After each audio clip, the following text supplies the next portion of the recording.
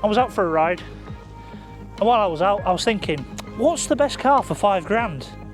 Stick around and we'll find out.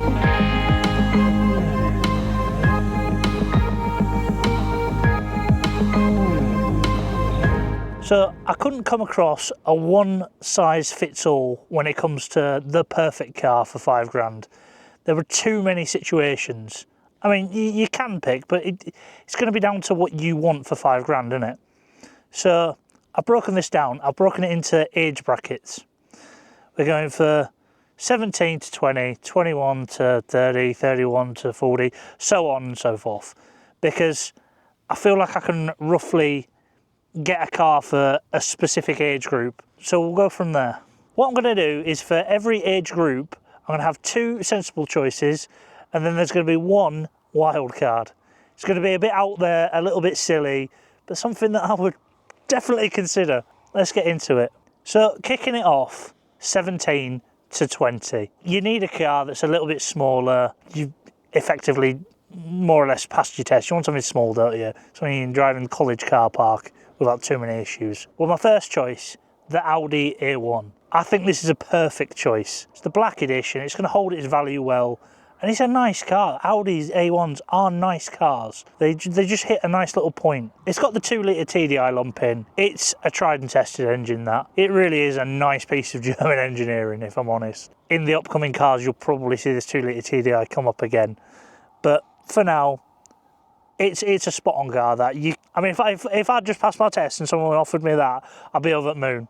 So, moving on to my second choice, is something that I would have even now. It's the Golf GTD. I think it's a nice car for whatever age range. But I think people that are 17 to 20, they love a Golf. And who doesn't want the GTD, right? Coming with the 2-litre TDI engine, again, reliable as anything. They'll do 200,000 miles easy, as long as you look after them. I mean, I'm 17, I've just passed, and someone gifts me a Golf GTD. I'm over the moon, so go buy some GTDs. I have omitted from this a few options that people would consider a good car. Stuff like Fiestas. Now, if anyone knows much about cars now, you'll know that the wet belts are becoming a real big issue. And I honestly can't bring myself to recommend anybody go out and buy a Ford at the moment. The reputation of EcoBoost and the wet belts, I'm done. So, like I say, I would never recommend a Ford. So my third choice, the wild card for this category, is a Ford. It's the Focus ST. Now, why would I recommend a Ford after saying I would never recommend a Ford? Well, it's because it's not got a Ford engine. You're going to have the reliability of the Volvo engine, that sweet 5-pot, but with the only issues are going to be the cabin, the interior, the Ford build quality. You know, you're buying a Volvo engine, but you're not buying a Volvo interior. But that engine sounds sick. I mean, like I say, it's my wild card. It's coming in at less than £5 grand. I mean, who didn't want to drive a Focus ST when you're between 17 and 20? I'm not saying it's everybody's cup of tea, but I mean, what a sweet car. What a beautiful, beautiful car. The noises they make. Yeah, I'd have one now.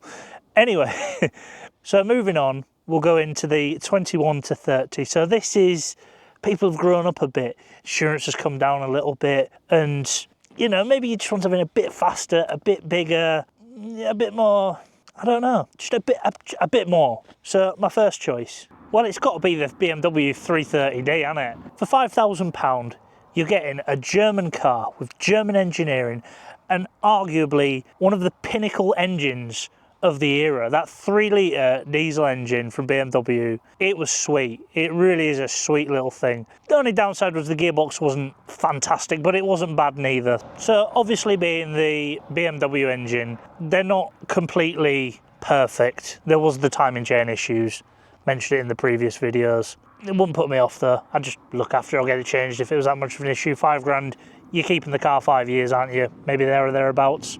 Or if you're getting one with decent service history, you know, there's a chance it's been changed anyway, and you shouldn't really run into any issues with them. But let's go back to the positives. I mean, they look sick. They sound pretty sick, and they go like a rocket. So when I say in this age range you're wanting more, this car is delivering. It's really delivering on that promise, definitely. So my next choice for the 21 to 30-year-olds is this stunning Skoda Octavia VRS TDI. Now, I've driven a VRS, and they're actually, I think, very underrated. You've got all the running gear and everything is just German, and it's premium German. The only compromise you're making is in the cabin. I think they look a little bit bland inside. But if you can look past that and accept the fact that you're getting a lot of car for the money, this is certainly something I would have. And you're getting quite a lot of spec for the money as well, if I'm honest. This one, for instance, has the adaptive headlights. And again, it's got that 2-litre TDI lump, so you are getting more in the... Although it's still a 2-litre TDI, the A1 was like 140 horsepower, I think. These are a 170. Only difference really, I think, is the turbo. But, you know, 170 horsepower, it's plenty. It's what's in my Audi. It's the same engine in my Audi. And, I mean, that's mapped to like 227 brake, so... Yeah, so it wouldn't really be a slouch by any means. Yeah, I could highly recommend one if I'm honest. Drive nice, spec nice. Yeah, and practical as well. I mean, they're pretty big. Now, the wild card. So it's the Volkswagen Phaeton, and I know what half of you are doing. You're now on your phone trying to Google what the hell one of them is. Well, this is it. And you're all looking again, you're going, oh, that's a Passat. It's not. It's not a Passat. It looks very much like a Passat, but it isn't a Passat. This is basically Volkswagen's attempt at joining the premium segment. These front seats are like armchairs. I mean, this car was so well spec'd, full air suspension. There was so much that this car came with, and it was to rival Mercedes and BMW, and even themselves in the Audi A8. But it was such an underrated car. Or maybe I should correct myself. It wasn't really underrated. It was just never as good as the Audi A8, the BMWs and the Mercedes. So ultimately, it just never really sold well. Now, because it never sold well, nobody ever really heard about them. And because nobody heard about them, nobody ever really thinks to buy them. But now they've fallen in price so much, you can pick one up for less than £5,000 quite easily. Now, this is the 3-litre TDI. I thought I'd go for like somewhat sensible. However, this thing can actually come with a V10 diesel engine or the W12 engine. And yes, if you don't know about the W12 engine, it is basically two V6s bolted to each other and turned into a W configuration. And it's as crazy as it sounds. So the reason this is my wild card is purely because people don't know what they are. And you roll down the road and people think it's just an enormous Passat. And I like that about it. It's just completely not what you'd expect, but it does offer more in every department. The 3-litre TDI lump, armchairs for seats, the list goes on. So yeah, there is that one to consider. Now, the 31 to 40 category. It's going to be a family car, isn't it? You've got kids. The slightly smaller cars, they were fine, but now the pram, maybe you've got 3 kids, who knows? You need something a bit bigger. This is your family car. In at number 1, first choice, the Volvo XC60 2.4 diesel. Now, Volvo offer a lot of practicality with their cars, good reliability, and the 2.4 diesel engine, it's very nice, powerful, torquey. I'd have one without a doubt. In fact, if I'm being brutally honest, that is probably the one car I'll consider swapping my Audi A6 for, mostly because it's got a better towing ability as well. It's not one of the best, but it's more suited to towing a caravan than my A6. For £5,000, you're getting a nice car. They're usually very comfortable, very quiet. Yeah, these things are nice. You could launch your dog in boot, chuck kids in back, hitch up the caravan, you're away. I mean, this is a practical car, and I think they look nice. Maybe it's a personal choice, but I would say it was the least old people-y of the Volvos, or at least one of. God, my arse was killing me, just sat down there, and I was a little bit cold, so I put my jacket back on. Right, now, moving on from the Volvo, nice looking car, to something that I think is even nicer looking, although I'm slightly biased, again, big Audi fan, the Audi A4 Avant, TDI again, S-Line, Black Edition. Now this thing probably going to retain its value pretty well now, as long as you're not putting crazy mileage on. Can't see this going down in value much. It's a nice car. This one here, £4,500, and it looks stunning. Yeah, I love them. But yeah, again, it's got the 2-litre TDI lump, which reliable, great engine. They're nice, they're comfortable. I can't find any reason not to buy one. And for sub £5,000, that is a great car. Really is a great family car. Like I say, I've got the Audi A6, and yeah, I could not find a nice one. Again, like I've said in previous videos, I like to spec my cars up. So so you can get an A6 in like an SE, I think it was, but I only like the S-Line and the black edition if I can. And this, although not the A6, you know, slightly smaller, pretty similar. Yeah, 100% I'd recommend one of them. If you've got 2 kids chucking back in the dog and you want to go up on moors or something, can't really think of many greater cars to do it in.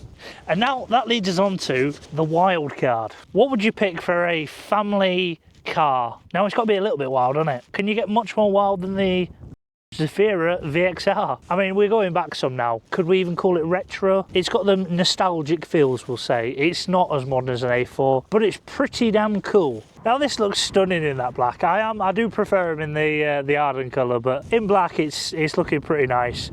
And it only comes in at less than £4,000. Now that leaves you a bit of change for your front mount intercooler and your remap to take it up and make it a little bit spicy. I mean, what do you think? Is that wild enough? I think it is. I think that's a solid choice. And not only that, you can chuck 5 kids in back if you wanted. I'm not saying it's for everyone, but I like that. We're now up to the 41 to 50 category. Now this is the midlife crisis. You know, you had your family cars for the last 10 years and now you're sick and tired, you feel like you've missed out and you want something exciting.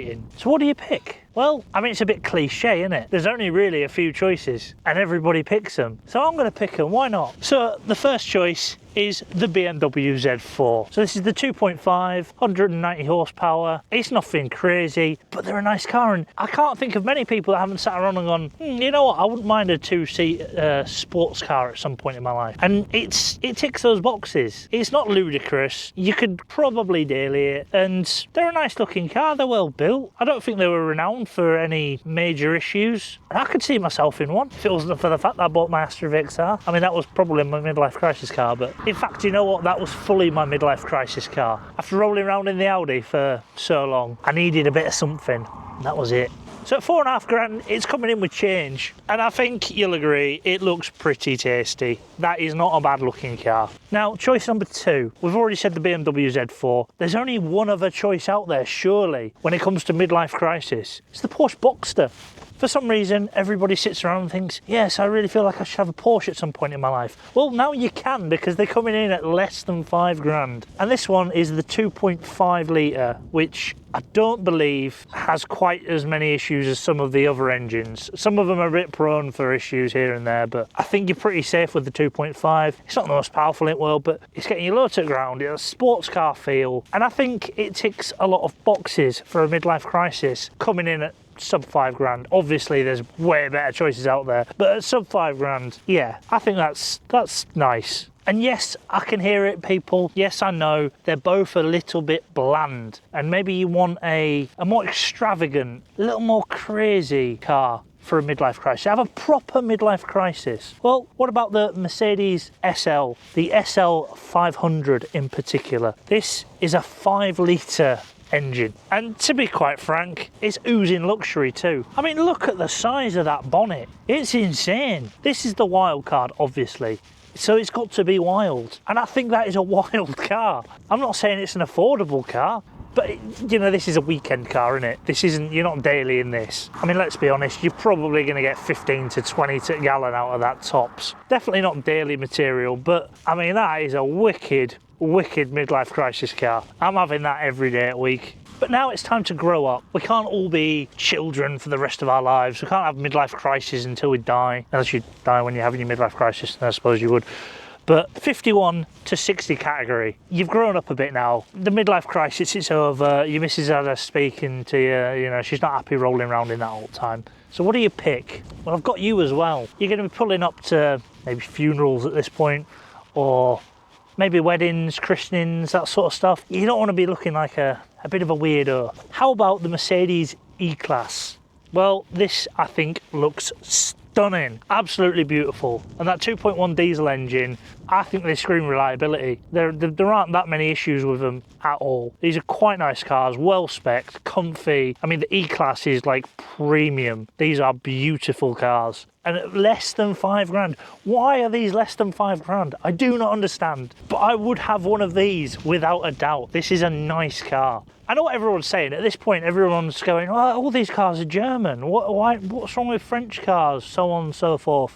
blah, blah, blah. I hate French cars. They rattle. The engines are crap. Buy German. These cars are affordable. The servicing isn't horrific. Don't be taking them to main dealer. That's where you go wrong. When you see all these comparisons, when people are comparing Fords to Mercedes and BMWs, people are going, oh, look at how expensive the servicing is. Yes, that's because they quote it from main dealer. You do not have to pay main dealer prices on a Mercedes. If you take a Ford and a Mercedes into just a normal garage, I would put money on there's probably 30 quid difference between the two. There is not. They both require oil. They're probably both using the same oil. Yes, if you take it to Mercedes, they're going to try to fill you with premium oil, but you don't need it. There are plenty of oils that are fine and they will work in both cars. So your oil's not more expensive. An oil filter is more or less exactly the same. There are so many things that are just bog standard things. They are not expensive to run like people think. And that is why I could 100% say an E-Class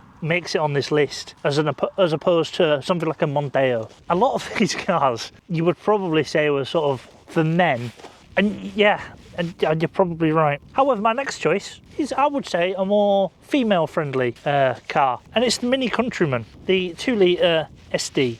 So this 2-litre diesel engine, this is the BMW engine, not like some of the others that are in the Minis. I think the 1.6 diesels they had in them, I think they were like a Peugeot engine or Citroen engine, whoever, is it PSA? PSA, we'll say PSA. The 1.6 I believe is the PSA engine, and as such it's a pile of crap. So if you're buying a Mini and you believe you're buying, you know, BMW quality, think again. But with the 2-litre, you are getting the German-built engine, that lovely BMW unit. It's a nice looking car, it's practical, it's smaller than the rest, probably more fuel efficient than most others. And this one being 5-door, you can bundle grandkids in back quite easily. It's not too much of a chore. And if I'm honest, at 5 grand, I think that's a nice looking car for 5 grand. They're a bit of a... They all look the same, which sounds boring, but it is also very practical in that you don't have to keep buying new cars to look like you're buying a new car, because they all look the same. You could buy one that was 10 years old or 5 years old and they pretty much look the same. So this is a modern-ish looking car. If you put that on a private plate, I don't think anybody could tell you what year that was. And that's a strong win for me. And I think they look nice. They're not a bad looking car. Practical, good looking, bit of an ageless classic with a strong engine. I could fully recommend that. So the wild card, well, pretty wild. And yes, you guessed it, it is German again, I know. And again, we're going in with a BMW. This time, the 645 Ci. Now this is a 4.4 litre, 328 horsepower. That's a little bit spicy, but look at size of it. If this doesn't say to you, I'm a comfortable, nice cruiser, I don't know what does. And it's classy as well. It's just got nice looks about it. You could pull up anywhere in that and people are gonna go, oh, nice car, mate, or miss. That's definitely a wild card.